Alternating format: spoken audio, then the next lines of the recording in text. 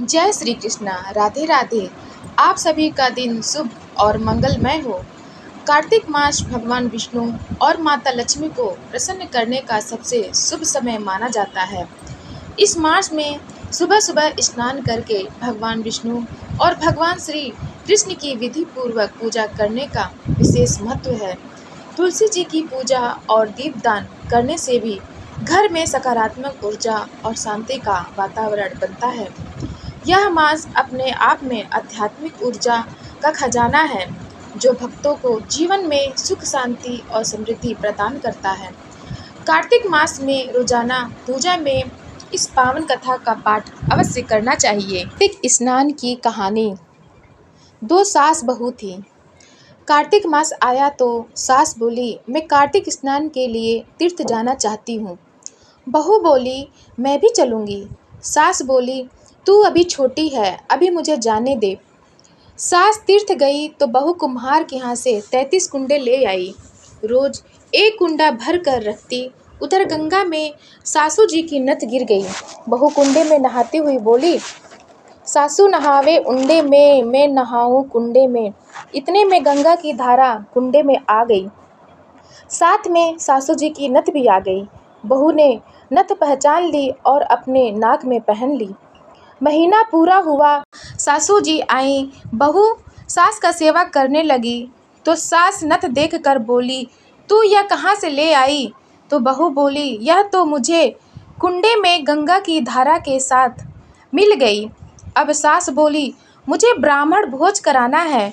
बहू बोली, सासू जी 2 ब्राह्मण मेरे भी जिमा दो, मैंने भी कार्तिक स्नान किया है। तूने कहाँ कार्तिक स्नान किया? तो बहू बोली, ऊपर चलो, मैं आपको बताती हूँ। ऊपर गए तो देखा सारे कुंडे सोने के हो गए हैं। बहू बोली, मैं रोज कुंडा भर कर रखती और सुबह जल्दी उठकर नहाती और उल्टा करके रख देती। तब सासू जी बोली, बहू तू बहुत भाग्यवान है, जो साक्षात गंगा जी तेरे पास आ गई। तूने श्रद्धा और विश्वास से कार्तिक स्नान किया तो भगवान ने तुझे फल दिया। दोनों सास बहू ने धूमधाम से ब्राह्मण को खिलाया पिलाया, दक्षिणा देकर विदा किया। हे कार्तिक भगवान, जैसा सास बहू को दिया वैसा सबको देना। बोलिए कार्तिक भगवान की जय, राधा रानी की जय, कृष्ण भगवान की जय। प्यारे श्रोतागण, अब सुनिए श्री कृष्ण के बाल स्वरूप लड्डू गोपाल की कहानी।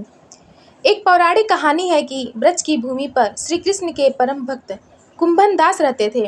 कुंभन दास हमेशा ही ठाकुर जी की भक्ति में लीन रहते थे। कुंभन दास का एक बेटा था रघुनंदन। रघुनंदन बहुत ही सरल और भोला था। एक दिन कुंभन दास को एक नगर में प्रभु श्री कृष्ण का कीर्तन करने का बुलावा आया। कुंभन दास पहले तो अपनी कृष्ण भक्ति को छोड़कर जाना नहीं चाहता था, लेकिन फिर लोगों के समझाने बुझाने पर कुंभन दास मान गए और कीर्तन करने के लिए चले गए। जाते जाते कुंभन दास ने अपने बेटे रघुनंदन को जिम्मेदारी सौंपी कि वे रोजाना श्री कृष्ण को भोग लगाने के बाद ही भोजन करें। कुंभन दास के चले जाने के बाद रघुनंदन ने खाने से भरी थाली श्री कृष्ण की मूर्ति के सामने रख दी। रघुनंदन इतना भोला था कि उसे लगा कि श्री कृष्ण स्वयं अपने हाथों से खाना खाएंगे, लेकिन थाली यूं ही भरी रखी रही। यह देखकर रघुनंदन रोने लगा और रो रो कर श्री कृष्ण से खाना खाने की प्रार्थना करने लगा। यह देखकर श्री कृष्ण ने बाल रूप धारण किया और थाली का भोजन खत्म कर दिया। इसके बाद जब कुंभन दास घर वापस लौटे तो उन्होंने अपने बेटे से भोग लगाया हुआ प्रसाद मांगा, लेकिन रघुनंदन ने बड़े ही भोलेपन से कहा कि ठाकुर जी ने सारा भोजन खा लिया। यह सुनकर कुंभन दास को लगा कि शायद उनके बेटे रघुनंदन ने सारा भोजन खा लिया है और अब झूठ बोलकर बचना चाह रहा है। इसी तरह कुंभन दास जब भी कीर्तन करने जाते, अपने बेटे को श्री कृष्ण को भोग लगाने के लिए कहते थे। रोजाना भोग का प्रसाद नहीं बचता था और पूछने पर रघुनंदन वही बात दोहरा देता था कि सारा भोजन श्री कृष्ण ने खा लिया। इसके बाद एक दिन कुंभन दास ने लड्डू बनाकर भोग की थाली में रखी और बेटे रघुनंदन को भोग लगाने के लिए कहा। कुंभन दास छुपकर देखने लगे कि आखिर सच क्या है। उस दिन भी यही हुआ। रघुनंदन ने श्री कृष्ण को खाना खाने के लिए आमंत्रित किया। श्री कृष्ण ने बाल रूप बनाया और लड्डू खाने लगे। जब कुंभनदास ने स्वयं श्री कृष्ण को बाल रूप में देखा तो वे दर्शन के लिए दौड़े चले आए। उस समय कृष्ण के एक हाथ में लड्डू और दूसरे हाथ वाला लड्डू मुख में जाने को ही था कि वे एकदम जड़ हो गए।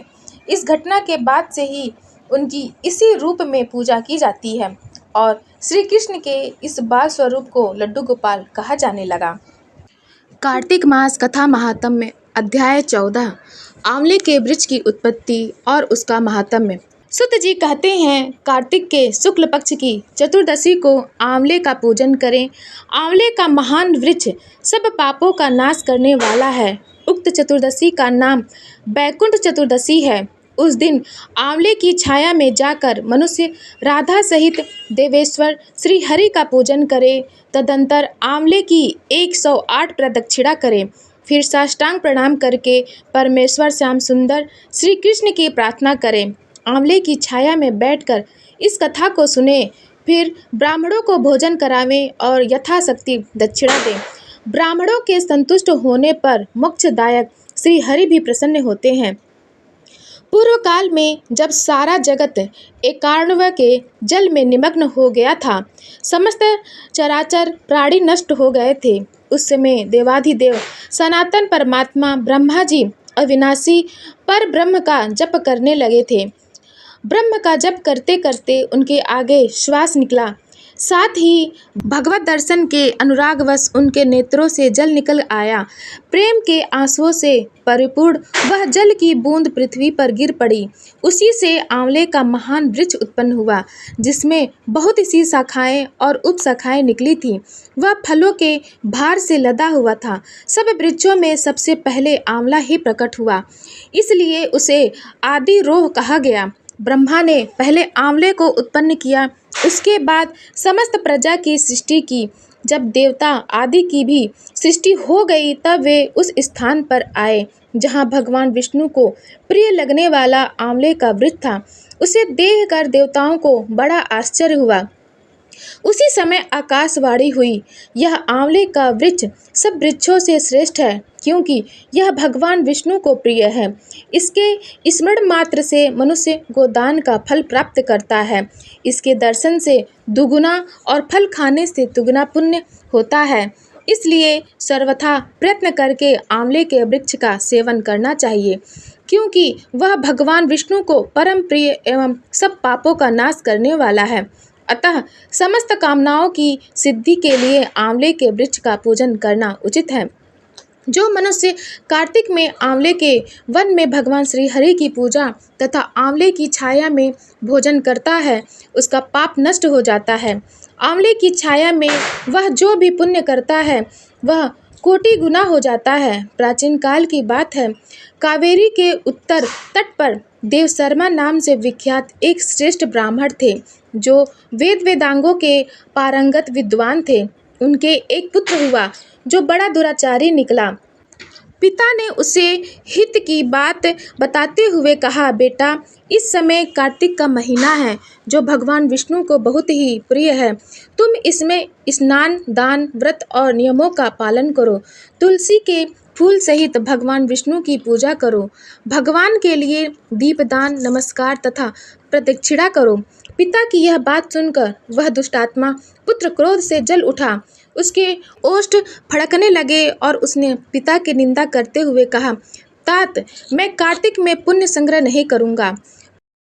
पुत्र का यह उदंडता पूर्वक वचन सुनकर देवशर्मा ने क्रोध पूर्वक कहा, ओ दुर्बुद्धि, तू वृक्ष के खोखले में चूहा हो जा।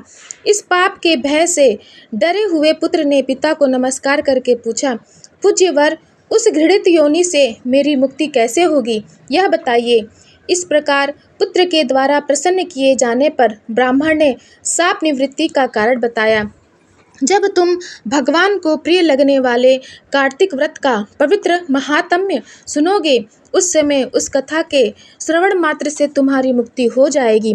पिता के ऐसा कहने पर वह उसी क्षण चूहा हो गया और कई वर्षों तक सघन वन में निवास करता रहा।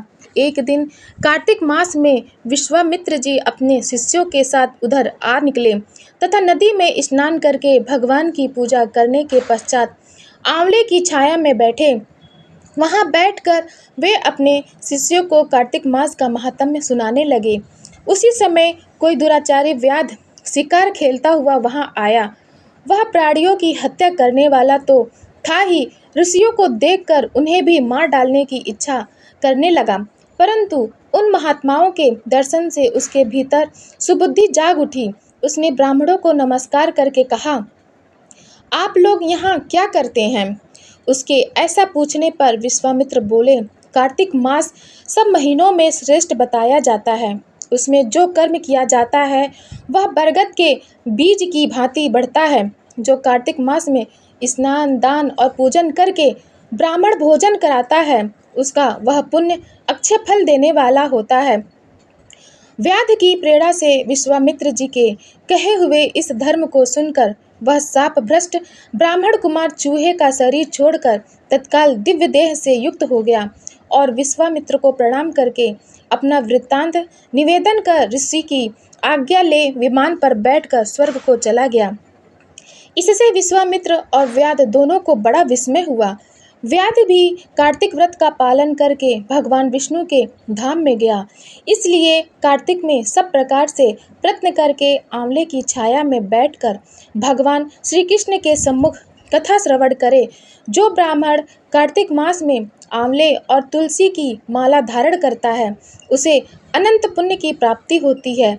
जो मनुष्य आंवले की छाया में बैठकर दीपमाला समर्पित करता है, उसको अनंत पुण्य प्राप्त होता है। विशेषतः तुलसी वृक्ष के नीचे श्री राधा और श्याम सुंदर भगवान श्री कृष्ण की पूजा करनी चाहिए। तुलसी के अभाव में यह शुभ पूजा आंवले के नीचे करनी चाहिए। जो आंवले की छाया के नीचे कार्तिक में ब्राह्मण दंपत्ति को एक बार भी भोजन देकर स्वयं भी भोजन करता है, वह अन्य दोष से मुक्त हो जाता है।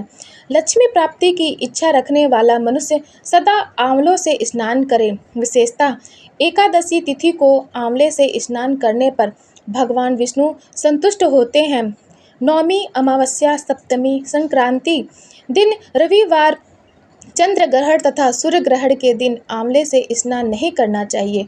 जो मनुष्य आंवले की छाया में बैठकर पिंडदान करता है, उसके पितर भगवान विष्णु के प्रसाद से मोक्ष को प्राप्त होते हैं।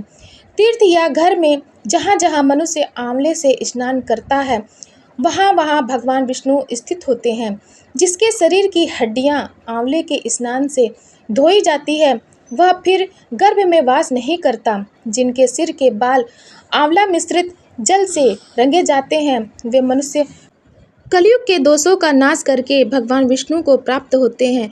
जिस घर में सदा आंवला रखा रहता है, वहाँ भूत, प्रेत, कुष्मांड और राक्षस नहीं जाते। जो कार्तिक में आंवले की छाया में बैठकर भोजन करता है, उसके 1 वर्ष तक अन्न संसर्ग से उत्पन्न हुए पाप का नाश हो जाता है।